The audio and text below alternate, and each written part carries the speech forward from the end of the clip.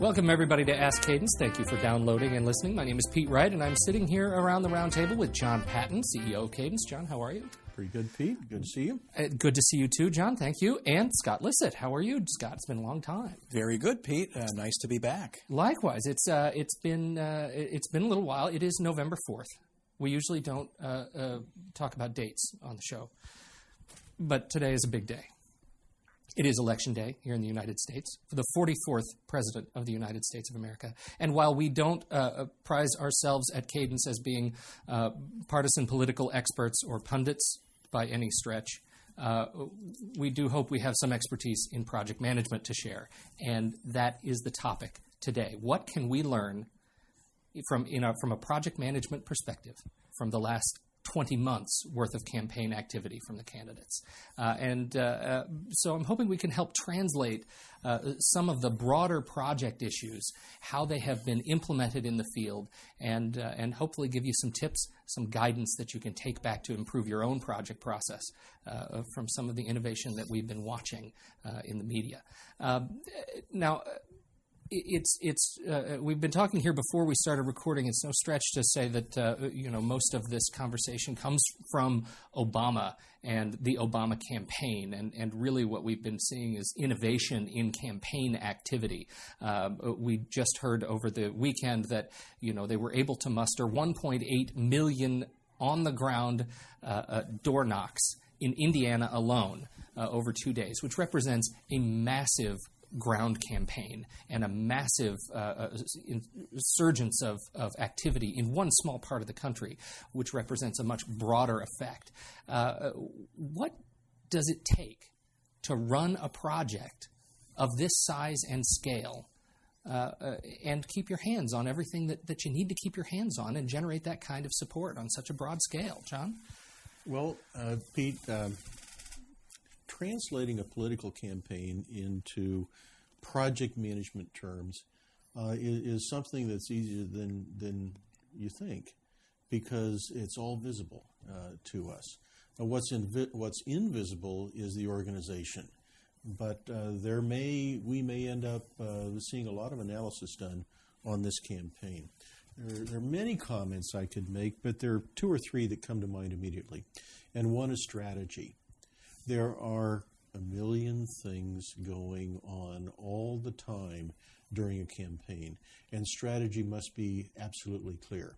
If we're to respond, our response must be measured against the strategy. And if our response doesn't fit the strategy, we either reject it or say, what about the strategy is flawed? What do we need to adjust here? Now, I'm talking about a reasoned response, but let's recognize that these responses have to come at lightning speed because of the communications we face. The second thing that comes to mind is what we call in project management a clear work breakdown structure. Now, this is division of labor. We don't want a large, monolithic, central organization to be programming things that occur on the ground. However, there must be a clear delegation with objectives that says what people in different precincts or areas or states or counties are going to be doing to execute the strategy that's been defined at the top level of the campaign. And the final thought I have is really one that has destroyed many campaigns, and that's roles and responsibilities.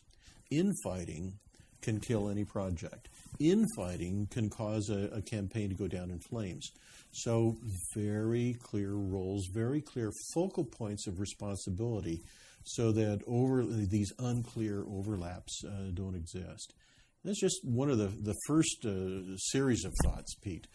Perhaps, Scott, you've got some more thoughts here. Yes. When I ask people what are the desired qualities of a project manager, the first quality that most people tell me is they should be organized. And if you think about the relationship to a political campaign, they call their campaign an organization because there are so many moving parts, from the main headquarters office down to the different field offices in the cities and the different states. So there's a tremendous amount of information that has to be flowing, both down from the main office to all of the different offices around the country, and then information has got to flow upwards. Reacting to events that may be happening, to what your political opponent may be doing, reacting to what's happening in the polls. So there has to be some freedom within the overall campaign structure to act on a very agile basis. Yet, there also needs to be an overall project schedule. So there are certain things that the campaign needs to do at certain times throughout the campaign's season. And in fact, there is a very definite and specific end date to the campaign project, if you will. So we were talking about this, and it's very difficult for a campaign manager to ask for an extension of the campaign. You do not want to go beyond Election Day, and you will not get permission, and there is no sponsor, as there is in a project environment, who will give you authorization to go beyond the campaign end date. In most projects, you don't typically have another project constantly out to get you and make you look bad in the eyes of the public. But it brings up to me a more of a tactical question. What is the role of the project manager, in this case campaign manager, tactically in ensuring that the project stays on strategy? Well, there's a combination of contradictory terms here. One is passion and one is calm. So great to be passionate about the project, but also to keep the end goal in sight, the end clear objective in sight. Very key for campaigns to have what we call an escalation strategy or escalation procedure. If something goes wrong, how long can it exist at a certain level of the organization before it's automatically escalated higher? How long, what kinds of problems would be automatically escalated to the highest level if they came along? These are the kind of things that a good project manager has to put in place to make sure that they're not distracted during the project. I think of a manager that I knew once. I interviewed him after the project because he'd run a very large, complex project extremely well. And, you know, these interviews, one of them always has to be to what do you attribute the success of your project. And he said, I walked the boundaries of the project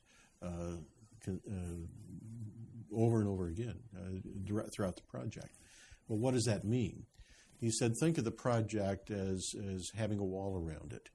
And if the project is successful, there are all sorts of people who want to throw additional things into the project scope because they know they'll ride on the coattails of the project and be successful as well. He said, I would see these things coming over the wall and knew I had to protect the team. I'd pick them up and throw them outside the wall, and I kept the team focused that way by constantly comparing any conversation I had with the scope of the project. You know, that's a great point, John. And when I think about managing projects in corporate America, for example, what I hear is that projects can get behind schedule. They can get out of control. And the project team doesn't know it for a while.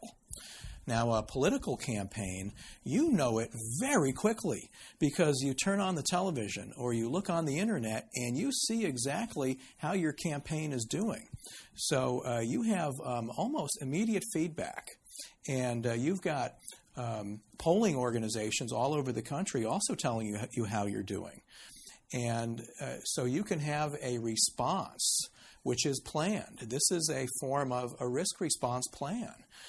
So you can anticipate at the beginning of the campaign certain things that could happen, that could go wrong on the campaign. And then if those happened, if those triggering events happened, what would be your response to it? How would you react? Then what would you put into place? And that can be part of the overall campaign strategy, to have a very quick response strategy. But also, things will happen on a daily or hourly basis that require more of a tactical response, something that you may not have been part of your risk response planning. I think that's a really good point. And I'd like to get some insights from both of you on this. What goes into the project planning, the strategic maintenance of the project, when you are forced to make decisions on such tight dynamic deadlines? When you're talking about spending a lot of money and committing resources on 6-hour, 12-hour, 24-hour deadlines. Is that something that, is there a strategy behind making those decisions? Well, one that I can think of right off the bat, Pete, is that you've got to have daily status meetings, maybe 2 or 3 status meetings a day, whereas on a typical project, maybe weekly status meetings will suffice. So that will ensure that the communication flow happens and that the information gets to the right people. A couple of things come to mind, Scott, as well. A term that I think of as relentless replanning and an information management system on the toughest projects where things were happening constantly. There was a daily meeting, 10 to 15 minutes long. What's new today? What are we going to do the rest of this week? Mondays, looking out for a month, planning in detail the next 5 days, in the standard work week. And planning out January of the month. Does that still look good? So it doesn't mean a lot of documentation being created here, but it does mean a relentless dedication to saying what's in front of us, both short term and in a little longer term. In some cases, the long term is the month, and the short term is a week or even a couple of days. But it's a commitment to do this. And I've interviewed people after projects where they had this, it's called a rolling forecast, a rolling detailed forecast. They always say they hated it. People always said they hated this activity of planning, but they wouldn't drop doing it. They really believed in doing it. Now, Scott, you talked about the money as well, and there's got to be the right kind of control on the finances. You don't want tight control so that it shuts down really important activities. But we know that in the project world, if the project comes in on time and it's a roaring success and you recover the cost of the project in the first 6 months of product sales, that people aren't too worried about running up the cost of development. However, if the product bombs, then you're in deep trouble. And the same thing is true, I think, in a campaign. If you win, you're going to be able to pay those debts. If you lose, you're going to be in debt, or somebody's going to be in debt. And there are negative consequences to that. So there's got to be some kind of financial control. We haven't even talked at all about the money-raising end. Exactly. Getting sponsorship right. to the project. And I think that's a whole different topic. I have one other point I'd like to get your insight on, because I think it may, where it works for the campaign, it may fly in the face of a more traditional project. It's this idea of engendering support from the whole organization. What we've seen in this campaign is record turnout, record volunteerism, record awareness of what is, for that campaign, quote, at stake. What is it about this that can translate to engendering support for your projects? Pete, I've seen this in the best of the project managers, that they create on their project teams a sense of commitment to the project, to its goals, a sense of enthusiasm every day when they come to work, a sense that they are really making a contribution that is historical or could be historical. And it doesn't matter the size of the organization, the size of the project. I've seen this over and over in the best of the projects. And one project that I can think of, which would be analogous to what we're seeing in terms of the enthusiasm in this political campaign, is the Apollo Moon project in the 1960s. So the project manager didn't have to motivate the young engineers working on that project. They came to work every day motivated because they wanted to be part of something bigger than themselves. They wanted to be the first to go to the moon.